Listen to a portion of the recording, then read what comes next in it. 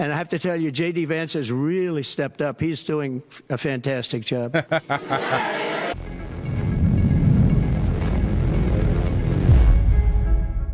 Say it. Are you worried at all about the size of Harris's crowds? Oh, give me a break. Listen, I had 107,000 people in New Jersey. You didn't report it. I'm so glad you asked. What did she have yesterday? 2,000 people? If I ever had 2,000 people, you'd say my campaign is finished. It's so dishonest, the press. And here's a great example. No, that stung him. Oh, yeah, no, he has always lied massively about the number of people who attend his rallies. We had in Harrisburg 25,000 people, and 20,000 people couldn't get in. We had so many. Nobody ever mentions that. No, he didn't. If you ever see any pictures or video footage of the rallies that he holds, we're talking about a lot of them are in the hundreds. Even the larger ones that he holds inside, he never fills up the stadium. There are always empty seats. The Republican Party has the enthusiasm. Oh, yeah, sorry. I'm remembering this particular news story where Donald Trump claimed that this rally had 60,000 people in it. This one in Dayton, Ohio. He claimed this was 60,000 people. Not even half, not even a tenth. This is at most 2,000. Maybe 3, maybe some people pouring out a little bit here, but looks like it peters out right around here. So no, 2 or 3. He loves doing that shit. If I were president, you wouldn't have Russia and Ukraine, where it never happened. 0 chance. You wouldn't have had October 7th of Israel. You wouldn't have the horrible withdrawal. And I don't mean the withdrawal, because the withdrawal was fine. I was ready to withdraw from Afghanistan, and we were going to do it with dignity. And except he delayed the date of withdrawal to after his administration. You know, classic bit. I was ready to, but I delayed it for years so that someone else could handle it. Don't get it. If he had won in 2020, he would have delayed it further. 100% he would have. He would have delayed it further. None of that would have happened. And you wouldn't have had inflation. You wouldn't have had any inflation, because inflation was caused by their bad energy problems. Now they've gone back to the Trump thing because they need the votes. I don't know if you know, they're drilling now because they had to go back because gasoline was going up to $7, $8, $9 a barrel. 20, so 50. They said, we better do what Trump did the day after the election. If they won. Oh, hold on now. $7, $8, $9 a barrel. That's a little deflationary, I'd say. Everybody's going to be forced to buy an electric car, which they're not going to do because they don't want that. It's got a great market. It's got a market. It's really a sub-market. People want gasoline-propelled cars. They want hybrids. They want to have everything, and they want electric. But they want everybody to have an electric car. We don't have enough electricity. We couldn't make enough electricity for that. Incredible. South Carolina had 88,000 people. No. In Alabama, I had 68,000 people. Nobody says about crowd size with me.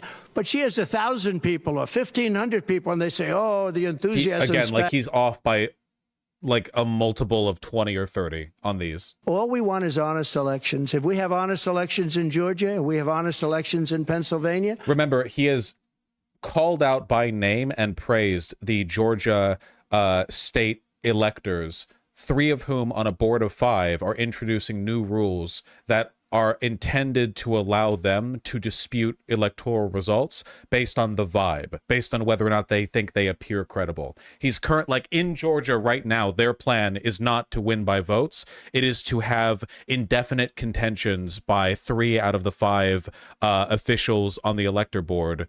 Is that not illegal? I mean, they just made it the law. That they just passed the policy. Actually, I think you could make a fair dispute on constitutional grounds there. I'm not entirely sure. You'd have to read an article from a lawyer. Of course there'll be a peaceful transfer, and there was last time, and there'll be a peaceful transfer. I just hope we're going to have honest elections, that's all.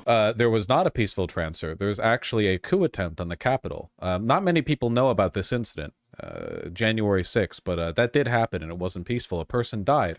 Not a very good person, though, and she kind of earned it, you know, by trying to break into the Capitol building. She's in hell now, but a person did die. Wasn't peaceful. Yeah, the Elon Musk. So, yeah, sure. So Elon called me, As you know, he endorsed me full-throated. Great endorsement. I respect Elon a lot. He respects me. No, I think the people that, if you look at January 6th, which a lot of people aren't talking about very much, I think those people were treated very harshly. When you compare them to other things that took place in this country where a lot of people were killed, nobody was killed on January 6th. But I think I've seen some people on the right mad about this because them whining about Ashley Babbitt getting got. They've been doing that for years, you know. It's crazy. This is easily worse than when Joe Biden clearly misspoke and he said no one died in Afghanistan on my watch, which I mean, I assume what he meant by that is like in direct combat engagements, not during the pullout or whatever. At least 5 people died. Yeah. There was that guy who tased himself in the balls and then died, right? J6, taser, balls, heart attack. Fact check. Alabama man at Capitol riot died from a heart attack. And what did he do before the heart attack?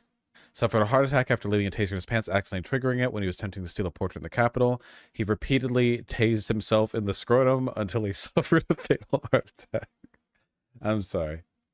I think he tased himself in the balls and died of a heart attack. I think that the people of January 6th were treated very unfairly. The biggest crowd I've ever spoken to, and you've seen, Maggie, I was at the mall.